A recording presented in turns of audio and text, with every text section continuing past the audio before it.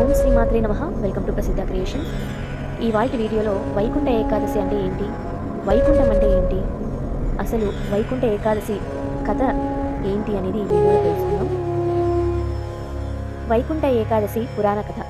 పూర్వకాలంలో మురాసురుడు అనే భయంకర రాక్షసుడు దేవతలను ఋషులను తీవ్రంగా వేధించేవాడు. అతని దుష్టత్వంలో లోకమంతా అశాంతిగా మారింది. దేవతలంతా కలిసి శ్రీ మహావిష్ణువును శరణు కోరారు. శ్రీహరి మురాసురుడితో భయంకర యుద్ధం చేశాడు.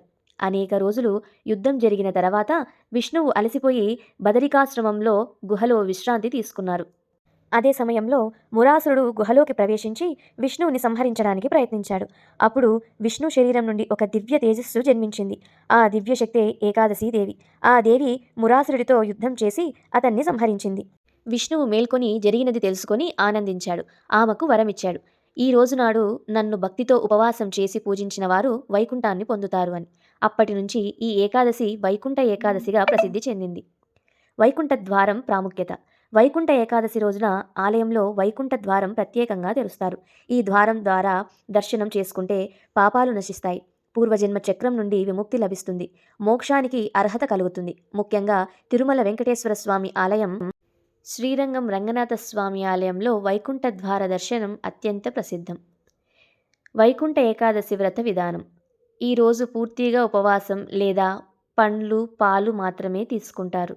తెల్లవారుజామున లేచి స్నానం, శ్రీమన్నారాయణ ధ్యానం, విష్ణు సహస్రనామాలు, భగవద్గీత, భాగవతం పారాయణం చేస్తారు. రాత్రంతా భజనలు, విష్ణునామస్మరణ, కథలు వినడం లాంటివి చేస్తారు.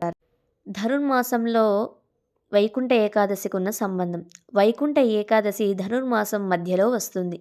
ఈ మాసంలో దేవతలు తెల్లవారుజామున పూజలు స్వీకరిస్తారని నమ్మకం. అందుకే సుప్రభాతం, తిరుప్పావై, ఆండాల్ పాసురాలు చదువుతారు.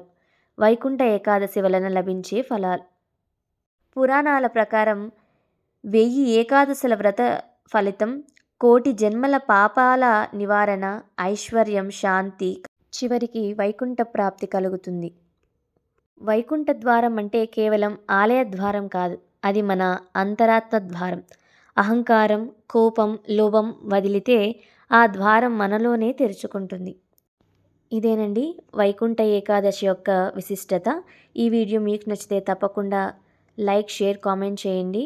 తప్పకుండా సబ్స్క్రైబ్ చేసుకోండి. సర్వేజన సుఖినో భవంతు. స్వస్తి.